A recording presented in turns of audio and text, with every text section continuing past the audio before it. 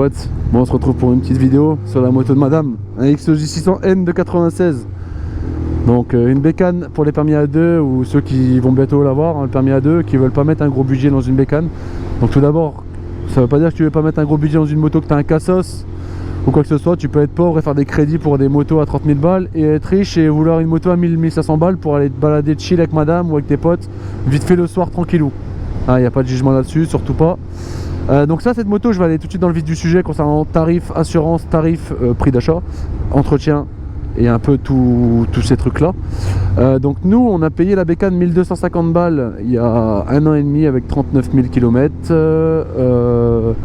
Elle a roulé quotidiennement la moto, un froid l'hiver et tout, pas de problème. Tu as le starter manuel qui est juste là, tu peux l'activer, donc aucun problème avec ça. On l'a payé 1250 balles, elle sortait d'entretien. Bon, entretien, tu connais, pas de facture sur une bécane aussi vieille, t'as pas de facture, hein. En assurance, madame paye 22 € par mois, mais c'est en moyenne 30 balles, même sans bonus, sans rien, c'est à peu près 30 balles. Bon, sauf si t'as un malus, si t'as un malus de ouf, forcément frérot, tu vas peut-être payer un peu plus cher, mais ça sera le même truc avec toutes les bécanes. C'est-à-dire que par rapport aux autres bécanes, là, assuré tir, vol, incendie, garantie, assistance, t'as compris, 0 km, on paye moins de 30 balles. On a 22 balles là, et pour toi, ça sera moins de 30 balles dans tous les cas. En vrai, c'est une bonne petite bécane. J'avais pas roulé avec depuis que j'avais été la chercher il y a 1 an et demi. En vrai, je kiffe, tu vois. C'est pas fait pour rouler vite. On va pas se mentir, c'est pas. Frère, j'aurais jamais posé mon genou avec ça. J'aurais jamais appris à faire des wheelings, même si je sais toujours pas trop bien les faire. Et tu vois, c'est pas une bécane faite pour ça. Elle est vraiment. Je vais aller faire demi-tour. Je vais vous montrer la moto. Regarde, par contre, elle fait un peu de bruit.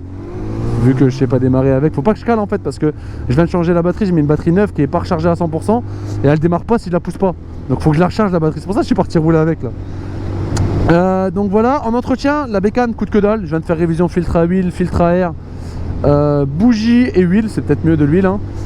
Ça nous a coûté 80 balles, moi-même, je l'ai fait moi-même, sachant que je ne sais pas changer une roue de vélo et voilà, je n'ai jamais été fort en mécanique, hein. J'ai réussi à le faire tout seul, il n'y a pas de problème. J'ai vraiment eu aucun problème. Tu as des vidéos sur YouTube, sur les forums, ça tue, mais vraiment ça tue.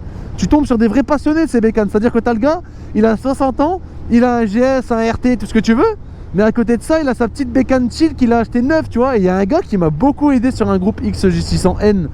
C'est un groupe France, hein, quand même, il n'y a pas beaucoup de monde, il y a 1200 personnes, je crois 1300. Il y a un gars qui m'a énormément aidé, c'était une personne assez âgée, quoi, par rapport à moi, forcément. Et qui est vraiment passionné par cette bécane. En fait, on avait un souci ici au niveau du joint d'en bas, ça c'est la maladie. Quand tu roules pas pendant très longtemps, sur la bécane elle n'avait pas roulé, on l'a acheté à une personne qui était enceinte, donc elle n'a pas roulé pendant quelques mois.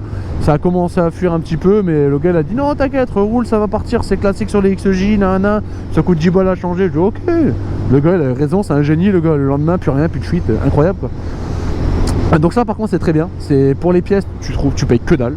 T'en trouves partout parce que dans les casses c'est une vieille moto, donc t'as des moteurs qui ont t'as des gens qui ont fait des chutes, t'as des moteurs qui sont nickel. Et tu peux facilement trouver des pièces.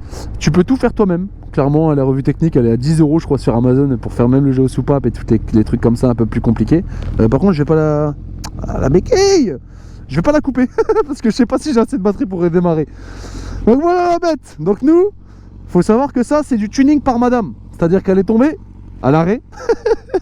Donc voilà la bête. Bon, faut aimer le style à l'ancienne, moi.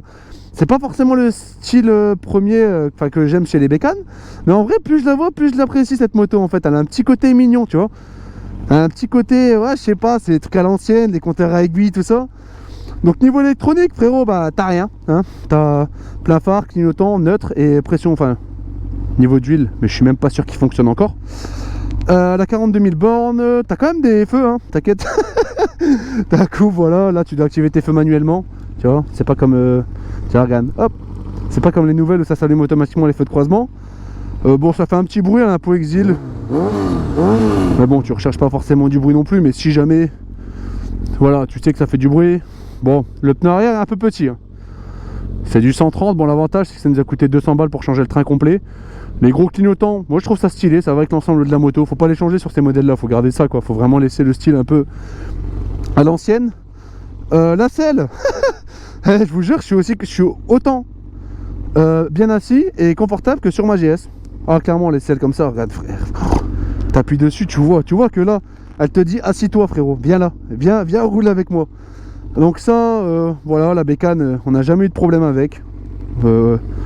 bécane qui tourne bien, qui tourne correct, les pièces ça coûte que dalle. Donc en vrai pour les petits budgets, là t'en trouves à 1000-1500 balles maxi. Donc en vrai, bon, allez je vais repartir parce que j'ai un rendez-vous quand même après. Pour 1000-1500 balles en vrai, un gars qui aime bien. Le seul truc c'est quoi, moi je fais 1m90, c'est un peu plus de 100 kg. Je fais un peu de tâche dessus juste par rapport à la roue arrière. Après déjà 1m90 100 kg, tu fais tâche sur toutes les bécanes. Il n'y a que sur ma GS où je fais pas tâche, mais sur le S1000RR ça allait. Mais sur les autres sportifs, j'avais une ZX6R avant, je faisais tâche aussi dessus. Enfin voilà, c'est un truc où voilà, t'es habitué, tu peux rien y faire. Après regardez la canne de l'accélération, regardez si je rétrograde. Enfin il n'y a pas de problème, tu vois, ça accélère, les vitesses ça passe bien. Tu vois, il n'y a pas de problème. Donc voilà. Bah les gars, je pense que ça sera tout pour cette vidéo. Je vais rentrer chez moi. Comme ça au moins si je l'éteins et que je redémarre pas, je serai chez moi, j'aurai pas besoin d'appeler quelqu'un pour venir me pousser. Je vous remercie d'avoir regardé la vidéo les gars. Si elle vous a servi, surtout n'hésitez pas à me le dire en commentaire, à liker la vidéo, vous abonner si mon contenu vous plaît. Et je vous dis à la prochaine les gars. Et pour ceux qui passent bientôt leur permis, je croise les doigts pour vous. Allez, ciao. T'as oublié 3 trucs là. Liker, t'abonner et activer la petite cloche. Bisous!